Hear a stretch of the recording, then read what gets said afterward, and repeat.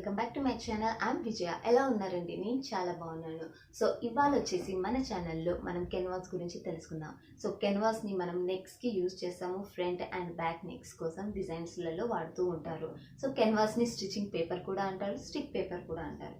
So ఈ canvas గురించి ఈ వీడియోలో మొత్తం చూసేద్దాం. ఎండ్ వరకు వీడియో చూస్తూ ఉండండి, మీకు ఈజీగా అర్థమవుతుంది కెన్వాస్. బిగినర్స్కి ఈ వీడియో చాలా యూస్ఫుల్గా ఉంటుంది. అలాగే నా ఛానల్ని ఫస్ట్ టైం చూస్తున్నట్టయితే ప్లీజ్ సబ్స్క్రైబ్ చేయండి.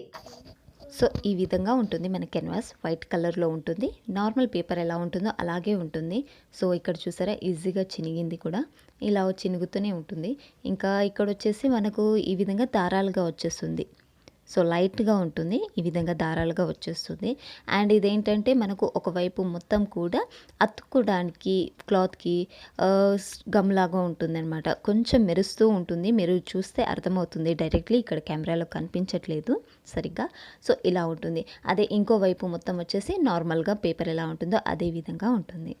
సో దీన్ని మనము ఇలా టర్న్ చేసేసి ఐరన్ చేసినప్పుడు క్లాత్ మీద ఇది మనకు క్లాత్తో అతుక్కుంటుంది. సో ఇలా ఉంటుంది కెన్వాస్ అనేది. ఇది మనకు ఈజీగా అవైలబుల్గా ఉంటుంది. సో డిస్క్రిప్షన్ బాక్స్లో దీని లింక్ కూడా ఇస్తాను. అమెజాన్లో కూడా ఇది ఈజీగా దొరుకుతుంది. కెన్వాస్ యూజ్ చేస్తూ మనము నెక్ డిజైన్ చేసుకుంటే మాత్రం చాలా పర్ఫెక్ట్గా వస్తుంది. సో అందుకని కెన్వాస్ యూజ్ చేయండి, చాలా బాగుంటుంది. సో ఇక్కడ వచ్చేసి నేను కెన్వాస్ తీసుకున్నాను అండ్ ఇది వచ్చేసి క్లాత్. కెన్వాస్ని ముందు ఎటువైపు అయితే గమ్ ఉంటుందో అటువైపు ఇలా క్లాత్ మీద పెట్టేసి ఐరన్ చేసేసుకోవాలి. సో ఐరన్ చేసుకున్న తర్వాత వెంటనే మనం నెక్ ఏదైతే కట్ చేసేసుకున్నామో ముందుగా డ్రెస్కి కానీ బ్లౌజ్కి కానివ్వండి, అది యాజ్ ఇట్ ఈజ్గా అలా పెట్టేసి మార్క్ చేసేసుకుందాం. సో ఇదొక రకంగా చూపిస్తున్నాను. నెక్స్ట్ వచ్చేసి ఇంకో వీడియోలో ఇంకో విధంగా చూపిస్తాను. తప్పకుండా నెక్స్ట్ వీడియో కూడా చూడండి. సో ఈ విధంగా మార్క్ చేసుకున్న తర్వాత ఇక్కడి నుండి 1 ఇంచ్ వరకు ఈ విధంగా ఎక్స్ట్రా మార్క్ చేసుకోవాలి.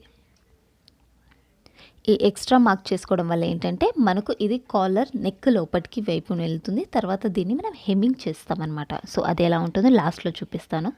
వీడియో ఎండ్ వరకు చూడండి. సో ఈ విధంగా నెక్ మొత్తం మార్క్ చేసుకున్న తర్వాత ఇక్కడ వచ్చేసి కెన్వాస్ మాత్రమే కట్ చేసేసుకోవాలి. సో ఈ విధంగా కెన్వాస్ని కట్ చేసేసి ఒక 1/2 ఇంచ్ వరకు క్లాత్ పెట్టేసి దాన్ని టర్న్ చేసేసి ఒక కుట్టు వేసేసుకోవాలి. సో ఇలా మనకు కెన్వాస్ నెక్తో రెడీ అయిపోయింది. ఇప్పుడు ఈ నెక్ని దీని మీద ఇలా పెట్టేసి దీనికి నెక్ ఎలా ఏదైతే రౌండ్ షేప్లో ఉందో ఆ రౌండ్ షేప్ని ఒక కుట్టు వేసేసుకోవాలి. బిగినర్స్కి చాలా ఈజీగా ఉంటుంది, సింపుల్గా ఉంటుంది. సో ముందుగా ఈ విధంగా పిన్అప్ చేసేసి తర్వాత స్టిచ్ చేసేసుకుంటే నీట్గా ఉంటుంది స్టిచ్చింగ్. సో నేను ఈ విధంగా స్టిచ్ చేసేసిన తర్వాత ఈ కెన్వాస్ ఎక్స్ట్రా ఉంది కదా, ఇది కట్ చేసేసుకుంటున్నాను. ఈ విధంగా కెన్వాస్ని ఎక్స్ట్రా ఉన్నది కట్ చేసేసి మనకు నెక్ అనేది ఈ విధంగా రెడీ అయిపోతుంది. ఇప్పుడు మనం ఇదే విధంగా బ్యాక్ సైడ్ చూపించాను. సో ఇలా వచ్చేస్తుంది. బ్యాక్ సైడ్ మనం దీన్ని హెమ్మింగ్ చేసేసుకుంటే సరిపోతుంది. సో ఇదే విధంగా నేను బ్యాక్ పీస్ని కూడా స్టిచ్ చేసేసాను. So back piece and front piece ఈ విధంగా నేను కెన్వాస్ పెట్టి స్టిచ్ చేసేసిన తర్వాత నెక్ షోల్డర్ స్టిచ్ చేసుకుంటున్నాను. షోల్డర్స్ 2 వైపులు స్టిచ్ చేసేసిన తర్వాత ఇక్కడ వచ్చేసి మనము క్రాస్ పట్టి తీసుకున్నాం. సో నేను దీన్ని పైపింగ్ చేస్తున్నాను ఆపోజిట్ క్లాత్తో. సో ఈ విధంగా డబల్ ఫోల్డ్ చేసేసి దీనికి నెక్ రౌండ్ కూడా ఒక చుట్టూరు ఒక స్టిచ్ వేసేసుకోవాలి. స్టిచ్ వేసేసిన తర్వాత అక్కడక్కడ చిన్న చిన్న కట్స్ పెట్టుకోవాలి.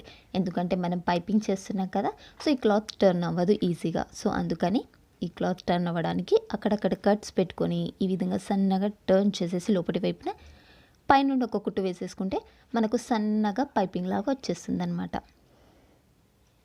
సో చూసారు కదా ఇక్కడ ఎలా అంత బాగా వచ్చేసిందో పైపింగ్ అనేది. అదేవిధంగా కెన్వాస్ కూడా జాయింట్ అయిపోయింది. సో జాయింట్ అయిన కెన్వాస్ విత్ పైపింగ్ చాలా ఈజీ, చాలా సింపుల్. డెఫినెట్లీ ట్రై చేయండి. Thank you for watching.